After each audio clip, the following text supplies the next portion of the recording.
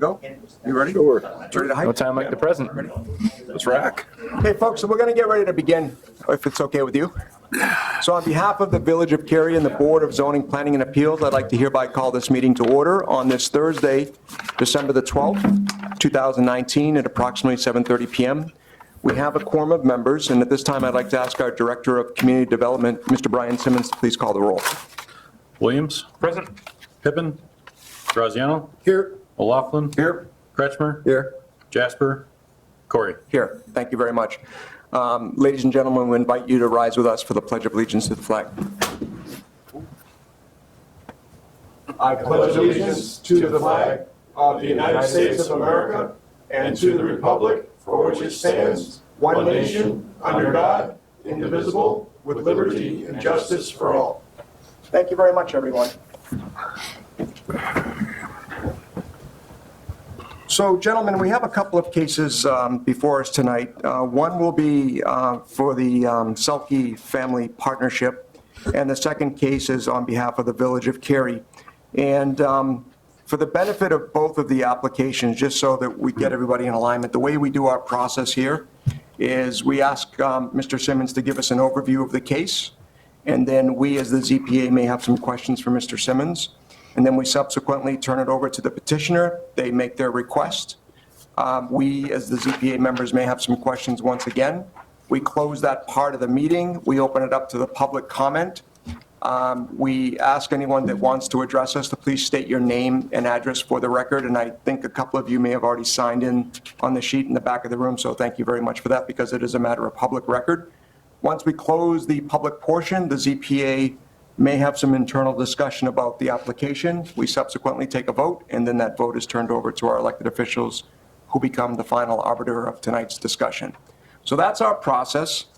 Before I call the first case, though, there is an administrative matter that I need to attend to here. So, gentlemen, in your packages, you would have received the meeting minutes from our last meeting of October 24th, 2019. This was for the UDO text amendment. And before I ask for a confirmation of approval, did everybody receive your meeting minutes? Yes? Yes. Okay. Does anyone have any questions or comments about the meeting minutes? Okay, the chair on a voice vote will request approval of the meeting minutes dated October the 24th, 2019. Those in favor say aye. Aye. Any opposed? Thank you very much. At this time, we'll call village case number 19 ZPA 10001. This is for the Selke Family Limited Partnership on 134 Northwest Highway. And the request is for approval of preliminary plan development and plat of subdivision. And with that, we'll turn it over to Mr. Simmons. Thank you, Mr. Chairman. As mentioned, the case is regarding the Selke property, which is on the eastern portion of the village near the intersection of Route 14 and Jandis Cutoff. Bit of a history regarding the site. For most of its lifetime, it's been zoned M for limited manufacturing uses. It had been developed with uses appropriate with that district for some time, including Craft Concrete and Fox Valley Marking. In 1997, it was rezoned to the B2 district as part of the village's village-wide update to its zoning regulations. It was a village-initiated rezoning. Following that rezoning in the late 2009, early in 2013, the existing uses which are on the property were cleared, and the property was regraded to accommodate future commercial development. The area you see on the right-hand side is about from 2005, so you can see the uses that were existing on the property historically before the vacant property which exists today. This evening, the petitioner is requesting two actions related to the potential development of the property. The first is a preliminary plan development, which would lay out what type of, how the site would be developed going forward. And then finally, a plat of subdivision to create two lots of record on the property. And I'll get in more detail with each of those requests here in the presentation. Just a reminder from the board's perspective, within the Unified Development Ordinance that we passed this summer, there's new regulations for planned developments, which is basically Chapter 7 of the Unified Development Ordinance. The provisions of the chapter are to provide guidance for ways to provide innovative development of properties. Essentially, any property that's either zone B1 within our downtown district or B3R within the downtown area is required to go through the zoning process. But also, there's a requirement for any property that is developed for non-single family that is over 2 acres in size would also require this zoning approval. In this particular case, we're kind of at a chicken and an egg, which came first scenario. For this property, there is a active permit that's been submitted to the village, which came in prior to the adoption of the UDO for a gas station operation. That gas station is under the old code from a zoning perspective, so staff is reviewing that still through the permit process.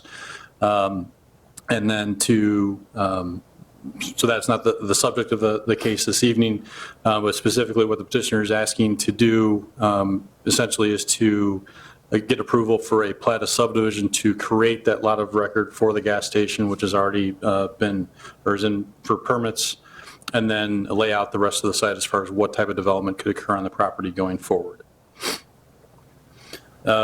Then back in October, the village board received a request from the petitioner to waive certain requirements for the PUD submittal requirements, specifically due to it being a preliminary plan.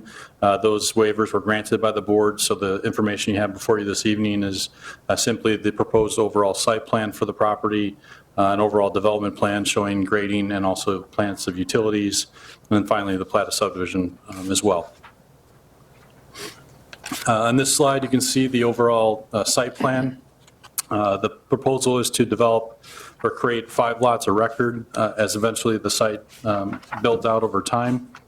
Lot 1 is actually the location of the gas station, which is under for permits, and this slide shows that location of how the gas station would lay out in the property.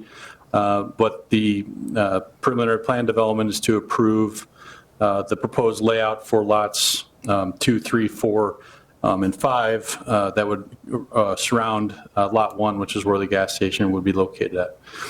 It's anticipated at this point that the gas station would be, permits would be issued and construction would start on that project early next year.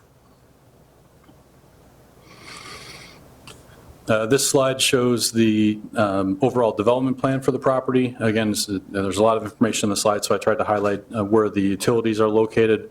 Essentially, the site will be laid out with utilities to serve each of the lots that are created. The red lines indicate the location of sanitary sewer lines that would run from the west side of the property to the southeast corner.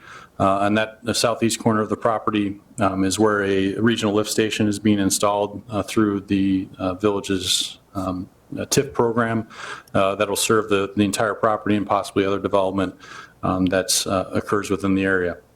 The blue indicates the water mains that would be extended through the property that would serve, again, the gas station, which is to be developed on the corner, but then the other properties as they would develop. And then the detention areas would all be connected via storm sewer systems, so that would eventually drain into the most adjacent lot, but then would eventually drain into the storm sewer system along 14 and drain towards the river.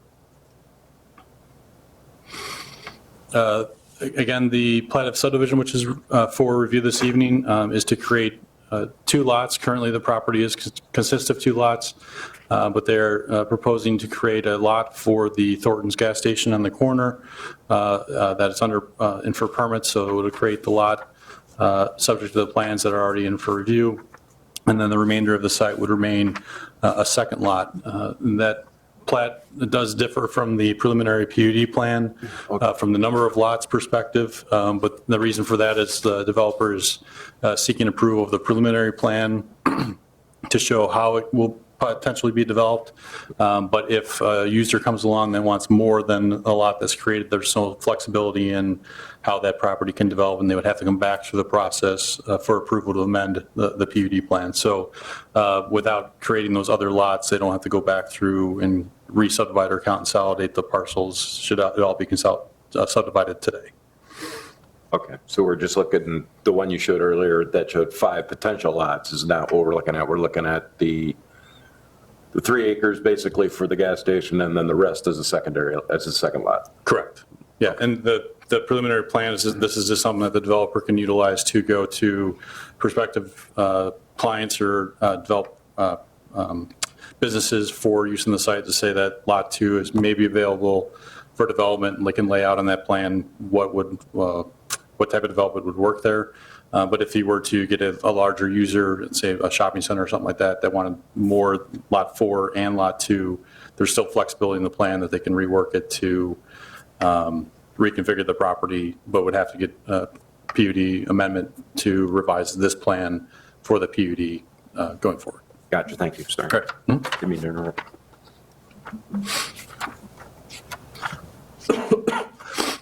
As with most reviews or conditions that are reviewed by the ZPA, there are various standards that need to be reviewed for plan developments, which are summarized in the slide. Again, this is a preliminary PUD, so it's a very preliminary plan without uses proposed this time, but has provisions provided as far as the circulation of parking and traffic throughout the property, access points to Northwest Highway, and then also, as shown on the one slide, the utilities would be provided to serve all the properties. Again, should another use come forward in the future other than the existing gas station, would require an amendment to PUD, which would have to go through this process. Even if the subject parcel that they're looking to develop is less than 2 acres, it would be considered part of the PUD and would require a public hearing before this board. There are various PUD modification standards. I provided the slide just as for reference. The current request is not requesting any modifications to the PUD requirements or other requirements within the code. So these would not apply in this case, but providing it as for reference. So in ZPA case 19, ZPA 10-001, should the ZPA determine that the various standards have been met for the preliminary PUD, staff is recommending that the ZPA recommend approval of a final plat of subdivision to create the 2 lots of record, and then also recommend approval of a preliminary plan development for the property located at 134 Northwest Highway, subject to the conditions that are listed in your staff report. I'll be happy to answer any additional questions you may have regarding the request, but the petitioner is also here to provide more information on the proposal. Thank you, Mr. Simmons. Gentlemen, questions for Mr. Simmons? Just a quick question. So if we approve the preliminary layout as it is right now, and they come back and someone wants to build on Lot 4 or Lot 2, as it is that a by right, or can they have to come back to us since it's PUD? They would have to come back through the PUD. So the way it is drafted, one of the conditions would be that any future use would have to come back before this board. So condition 2 would be future development of lots 2 through 4 as illustrated in the overall development plan should require approval of the amendments of the plan development. So even if it's a use that's permitted within the district, the site plan, building elevations and everything would have to go through this board for review and consideration. Because even though we're looking at the overall site plan, it's still going to be 2 lots. So if somebody just wants Lot 4, they would have to come in front of us anyways to Correct. break it out. And yeah. Gentlemen, anyone else? So, Mr. Simmons, I'll ask a question. A year ago, we didn't have the UDO in place, and obviously, this is a great step in the right direction to have the UDO, and the PUD is part of it. But if it was a year ago and we didn't have the UDO in place today, what would this petitioner have to do? Presently, the only approval they would be seeking of this evening would be a plat of subdivision. The gas station would already have been permitted or is going through the permit phase. It wouldn't have requirements for this board for review. It would just be a plat of subdivision to create the lot of records. Okay, thank you very much. So, gentlemen, are there more questions? Well, that's only, so if they didn't want to do that, do the lots, then there would be nothing? So like, if they didn't want to make the sublots, then they wouldn't have had to come to do anything. They could have just done the. Correct. Yeah. With this particular case, it's what came first is Right. Scenario is that the gas station use is under our previous code. So it's not for discussion really this evening. It's really, they're permitted, they're going through the process under our previous codes so that they can construct it as long as they comply with their zoning regulations. The construction of the remaining lots, that the developer is potentially looking to develop there, we're asking for it to create this lot of record from the plat of subdivision perspective, to have the PUD it approved as part of the PUD, so that we have that overall plan as far as how the site would lay out. And that would include, to date, the plan for the gas station on the corner as shown here. So any future amendments to this plan, say Lot 2 and Lot 3 were combined into a single lot, or another development occurs on those lots, that would have to come back to this board for approval. Likewise, if the gas station were to add other revisions to their plan besides what's shown here, that revision would have to come back to this board too. So if they wanted to add another fueling station or an addition to their building, that would have to go back to the zoning process for approval as well. Yeah, it just can't keep getting bigger and bigger. Correct. Just one quick question, Brian. I know we're not discussing the gas station. Are there 2 buildings on this lot? No, there's just the one, I don't have my mouse here, apologize. There's the main commercial building, which is surrounded by the parking area. And then there's a canopy that runs parallel to Northwest Highway. So they do have. No, I was talking about like the square to the There's east. Land? Yeah, it's land that's remaining. There's potential for another user or development to occur on that property. Okay. The main reason, and the petitioner may be able to give more information on this as well, is the main reason for the size of the property is due to the access point. In order to I see get it, yeah, so you can be far enough away from Jandis Road to have Correct. the access. Yeah, Okay. for IDOT approval, there, the left in and then right in, right out intersection there. Due to the proximity to the signal, that's where that intersection would have to be, and the user on the corner wanted access at that point so that they have basically purchased a larger parcel for their project. I got you. So gentlemen, before we turn it over to the petitioner, any other comments or questions? Okay, at this time, we'll call the petitioner forward, and if you wouldn't mind, sir, just stating your name and address for the record, we appreciate it. Sure. My name is Brian Maud. I'm manager of MBI Carey LLC, 215 Covington Drive, Barrington, Illinois. Thank you. I want to thank you for allowing me to present this proposed development for the Seckel property. I think Mr. Simmons did another great job explaining everything that's gone on to date. So basically, I'm here to answer any questions you might have, because I'll just be repeating everything he told you in his presentation. Okay. So gentlemen, questions for the petitioner? My basic question is, why do we need 2 Thornton stations? In the gas station industry, you have traffic patterns, and the one that's north of town, you're catching mostly people going north. People coming south in the morning, or east, if you want to call it east. That's a very hard Thornton station to get in and out of. By putting it here, you can get in and out easily with that traffic light and everything and continue down. There's other people that want to be here in the gas station industry. Thornton stepped up first and signed the contract. Okay, so the existing station will still be around for a Oh, while? yeah.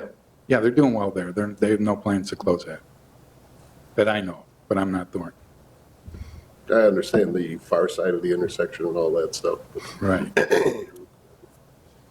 And I believe Brian stated that you've already been permitted by IDOT, or at least applied. Yes, we've applied. We received preliminary comments. They were favorable to what we're looking for.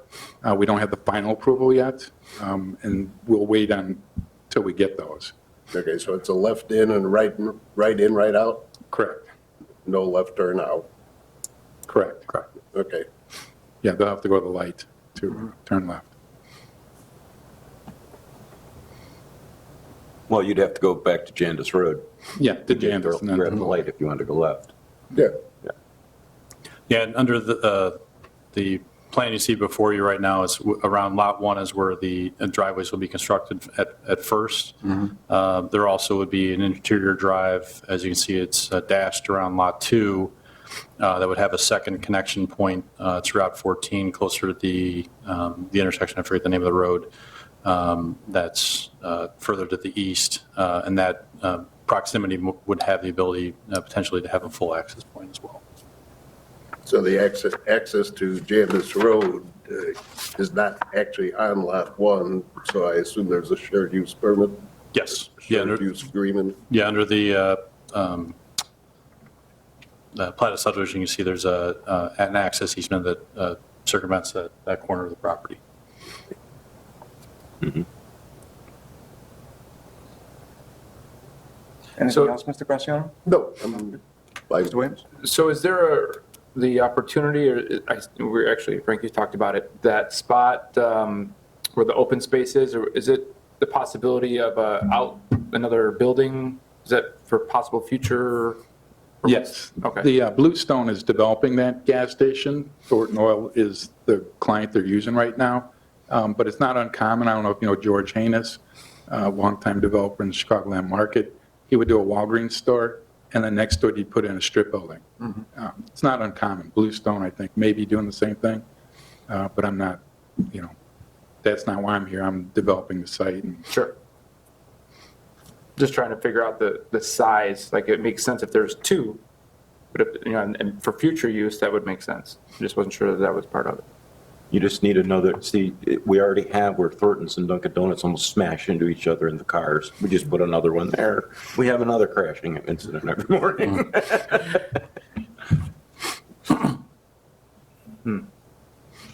Gentlemen, any other questions for the petitioner? So I have one for you, sir.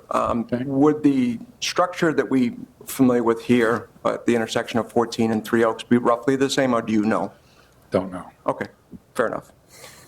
Yep, from a plan perspective, this proposed, or the station that's in for permits now would be larger than the one at 14 and 3 Oaks, as far as the square footage of the building. And for discussions with Thornton's, they believe that this one will not significantly impact the operation of that other one. One at the corner of 14 and 3 Oaks is one of their highest rated, or one of their better performing locations. This one being on the opposite side of the roadway, for direction of travel, they believe that they're going to capture more of the traffic that goes through this area, but they don't see it significantly impacting their existing operation. Thank you. Again, the gas station is not the purview of the subject of this evening, but it's for information from that perspective. Understand. All right, gentlemen, any other questions for the petitioner? So thank you very much, sir. Thank you. Yep. So at this time, we'll open up to public comment. I don't know if there's anyone present that would like to comment. Mr. Miller, you're welcome. And I think you've been here a couple of times, so you know the program. Good evening. Good evening. David Miller, 65 Highway 14, Cary. Welcome. My only real question, I know it's going to be a gas station. We need one on that side of the street. I have nothing against being a gas station, but my concern is that it's a 3-acre gas station, which makes it eligible to be a truck stop, and also 24-hour video gaming. And I don't think that's something we want to have in our village as our entryway into it. And I think the configuration of the lot being parallel to Route 14 restricts the flexibility of making the other lots into something really big, like a restaurant or some type of chain or something else. I just think the configuration is not the best use for that property. I don't know who came, I understand the drive's got to be that way, but that could be the drive in the rest of the property. It doesn't have to be on their property. The other driveway's on their property. That a 3-acre parcel gives a lot more flexibility, and with the other outbuilding not being designated what it's going to be, it really bothers me that there's not a complete plan they're coming for with this size lot.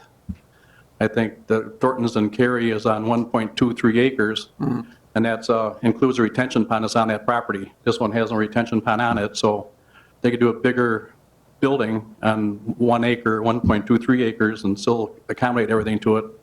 My biggest concern is the outlot and the size of the lot, that you don't have enough information to grant a subdivision to that size lot unless you really had all the information. I don't think it's enough for you guys to vote on, really give it a positive approval till you really know what they want to do on it. There's way too many unknowns. Is there anything else that we, that's my main concern. I think we need, no gas station from Route 31 all the way to Lake Cook Road on that side of the road, so everybody knows there's going to be a gas station there, so it doesn't really matter to me one way or the other. But I just think being that configuration lot really restricts future development. Lot 4 is landlocked, or not landlocked, but you don't even see it from Route 14. So if the Thorntons went on Lot 1 and 4, parallel to Jandis, it'd leave a lot more open space for future development on 14 for what we really need is a restaurant or, more retail. That was my concern. Thank you very much, Mr. Miller. Thanks for your time. You're welcome. Was there anyone else that would like to speak to this? Okay, so we'll close the public portion now. And gentlemen, before I call the motion, do you have any additional comments or questions you'd like to review?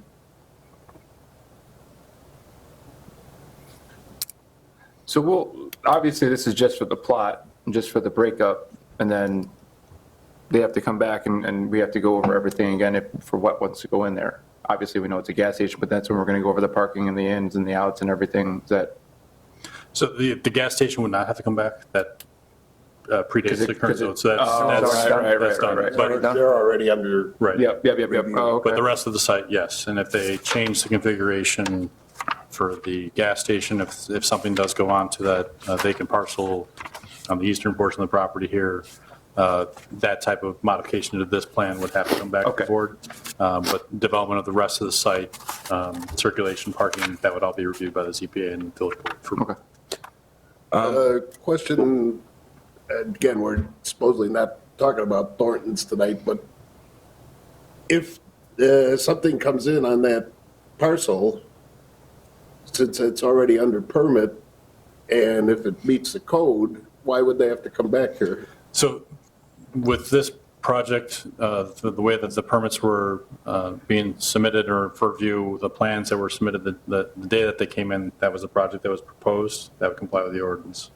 So if they significantly alter that plan to, say it's a 15,000 square foot building versus, 5,000 square foot building, then they're significantly altering it, that would be under purview of our current code.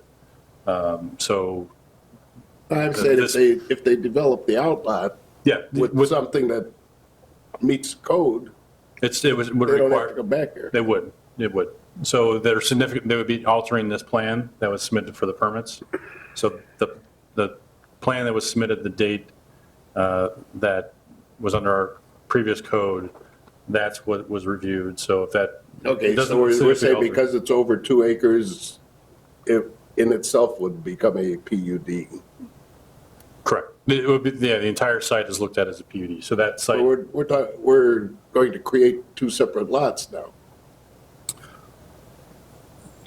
Yeah, there's 2 separate parcels that are being created on the property. Correct. Correct, for the plat of Southern, but the preliminary plan development is all 5 lots. Okay, so we're considering the whole parcel forever and ever. Correct. Even though. Correct. So Okay. if for I whatever, got it. 50 years down the road, if we demolish 2 Thornton's. or lots is something- fine. Let's go. And I guess my question is, currently it's all one lot, correct?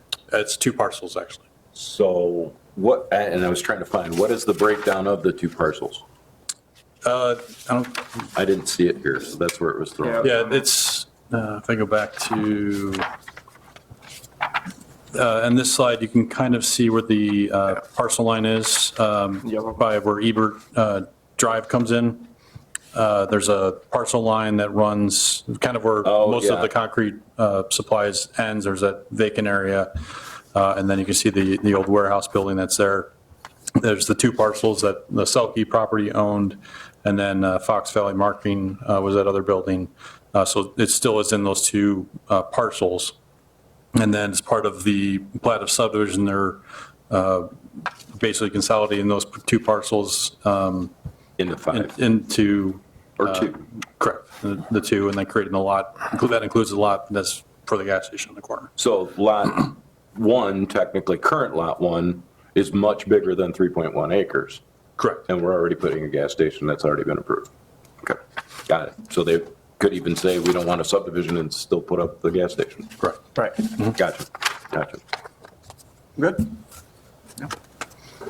Gentlemen, any other questions or comments?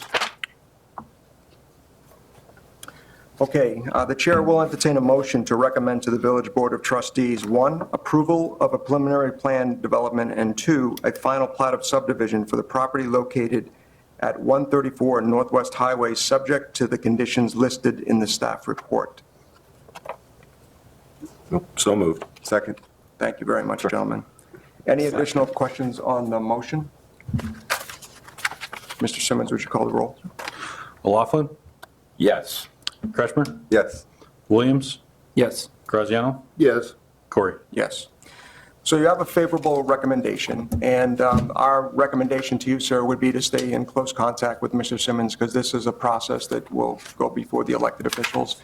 Given that's the holiday season, I'm not exactly sure when this is going to kind of move forward for you, Brian. Scheduled before Village Board on January 7th would be our first meeting of the year. So we'll wish you continued success. We'll wish you and your family a happy holiday. Thank you very much. You're welcome. Good evening. All right, gentlemen, so we'll move on to case number 19-ZPA-10002. This is on behalf of the Village of Cary. The location is 600 Fox Trail North, and the request is a variance to reduce the front yard building setback from 30 feet to 19 feet. And at this time, we'll turn it over to Mr. Simmons for an overview. Thank you, Mr. Chairman. It's mentioned the request this evening is, oops, I realized I messed up the title there. It's not a canopy sign. No, it's not. That's what happens when I use the previous PowerPoint as a base. So the request this evening is to redevelop Well 10, which is in the Fox Trail subdivision. Village is seeking approval of a front yard variance, so I'll get into more detail throughout the presentation, but brief history on the property. It's zoned R2 single family residential. It was platted and built back with the rest of the subdivision back in the late 80s. The property currently is non-conforming in status in regards to the required lot depth. Per code, minimum 125-foot lot depth is required. As you can see on the slide, the subject property varies in width from approximately 98 feet at its narrowest point to about 109 feet at its widest point.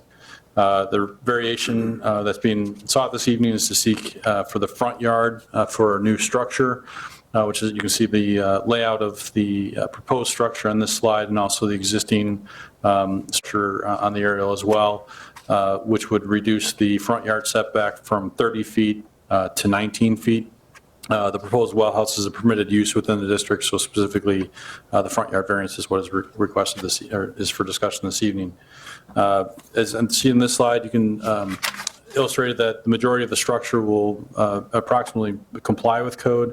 The easternmost portion of the property will be set back about 30 feet from the property line, but as you travel west or north on Fox Trails Drive, it will narrow slightly, and then as the property also narrows in width is where the variance will come into play. There's I believe, an interior generator room, which is on the front portion of the building, which will require the bump out that's proposed, reduces the width to that 19 feet at its narrowest point, but the majority of it would be slightly more than that 19-foot setback.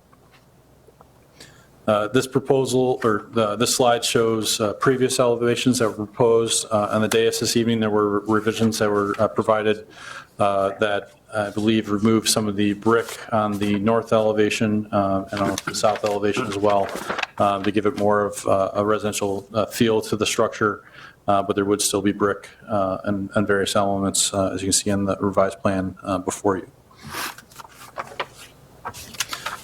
This plan just shows a little bit more of the layout as far as improvements that are performed to the property, and then also the proposed floor plan.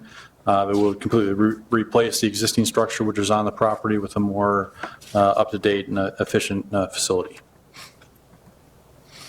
As with any variations that are requested, there are various standards that are within the code that would need to be met in order to support granting the variance.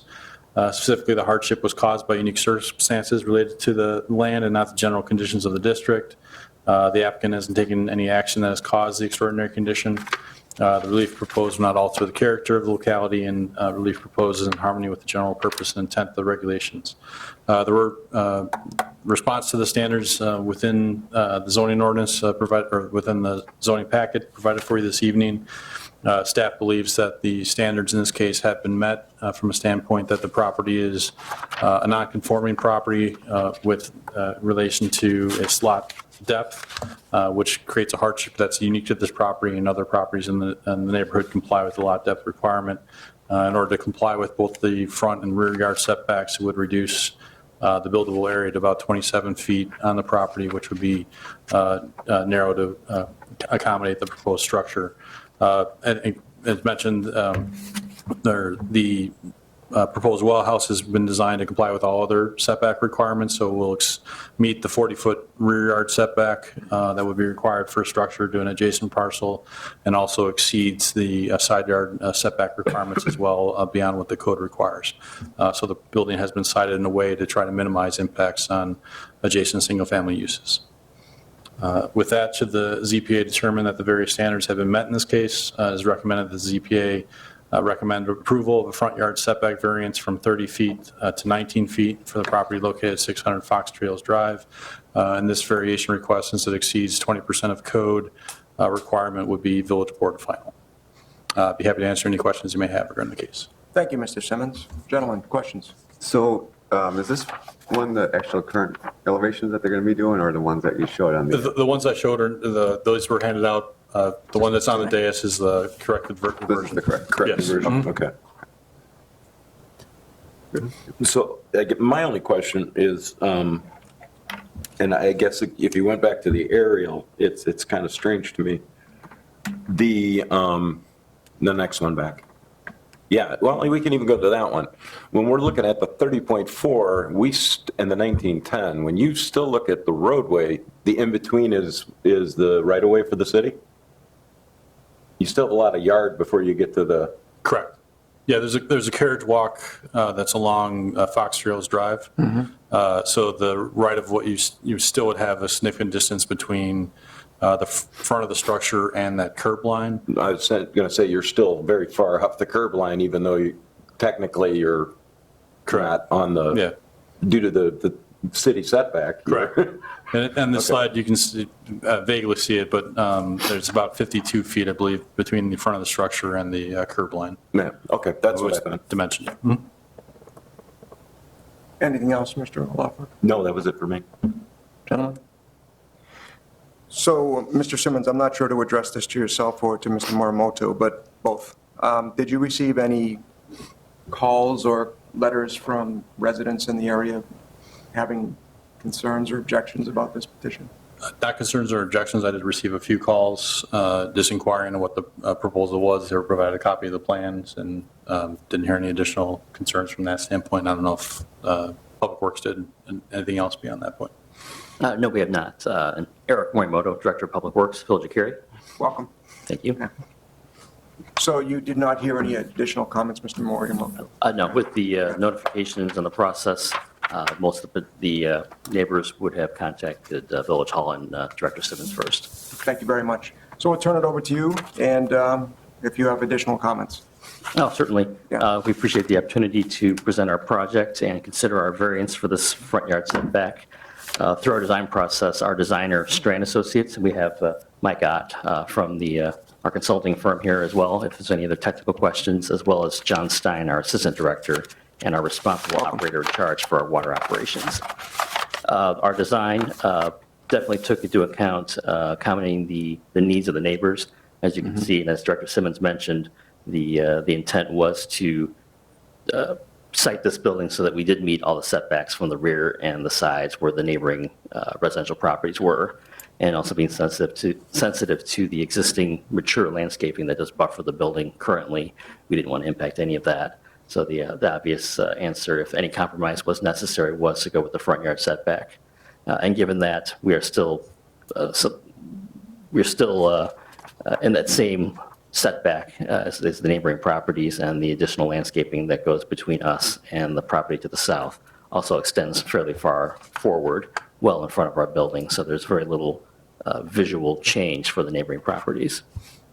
And as Director Simmons mentioned, our design also included the enclosure of our generator equipment inside, which is not a requirement, but it's something that the designers and staff felt would be also consideration to the neighbors. That generator is only tested and exercised once a month or so, not for very long, and only used otherwise in emergency power situations.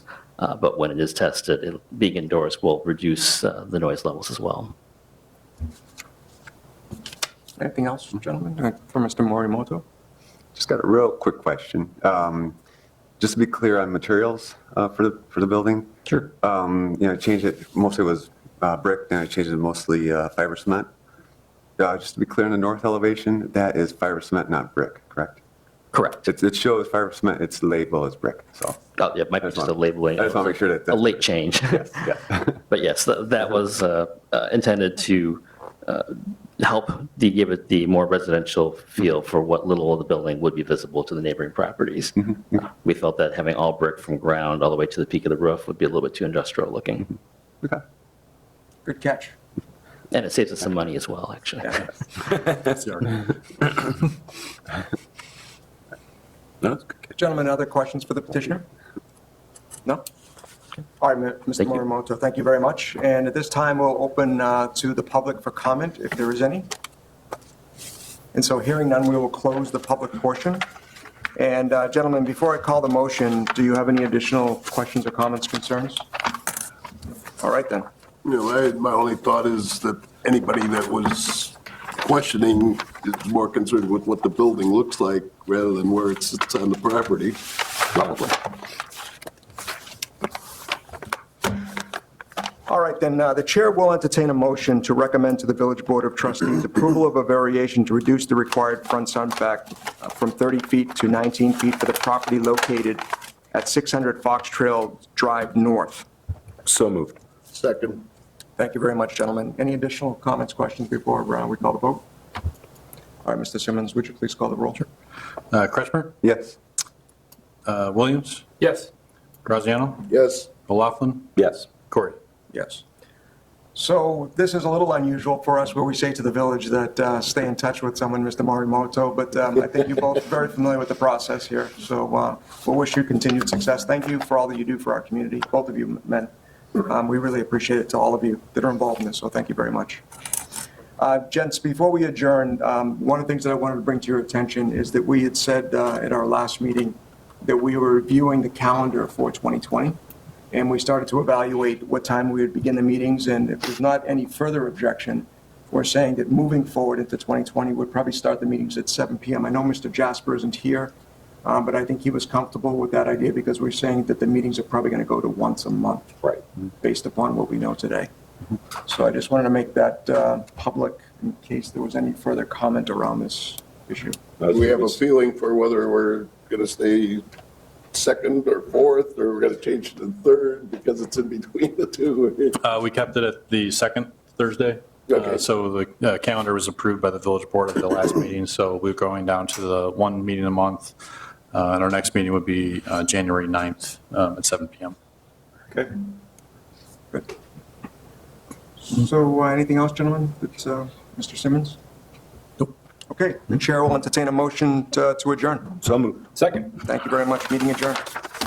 So happy holidays, everyone. Great to see you. Yeah, thank you. January 9th. You're lucky I was going to say no to that one. I was waiting, Frank. When I realized what the size was already and that they